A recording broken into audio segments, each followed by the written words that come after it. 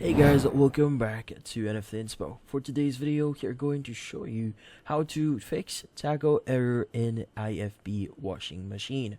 So if you're interested, let's start the tutorial. So there's a few steps that you need to do here for you to fix this issue here. So the first is you need to identify the cause of the issue.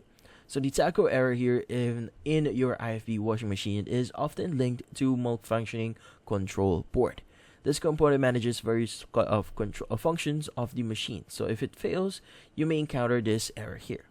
So first, you need to check your control board. Start by inspecting the control board for any visible signs of damage or malfunction.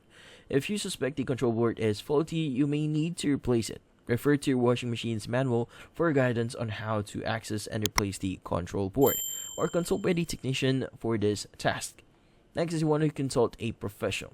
If replacing the control board does not resolve the tACO error here, or if you're unsure about the handling and repair yourself, it's advisable to contact a professional technician here so that you won't cause any further error within the washing machine itself. A qualified technician can perform a thorough diagnosis to identify any other underlying issues that might be causing the actual error here.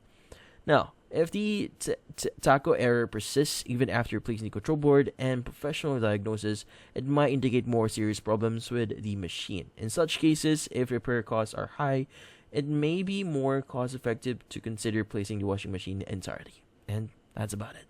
So, hopefully this video was able to help you. Like and subscribe to NFT Inspo. Thank you for watching.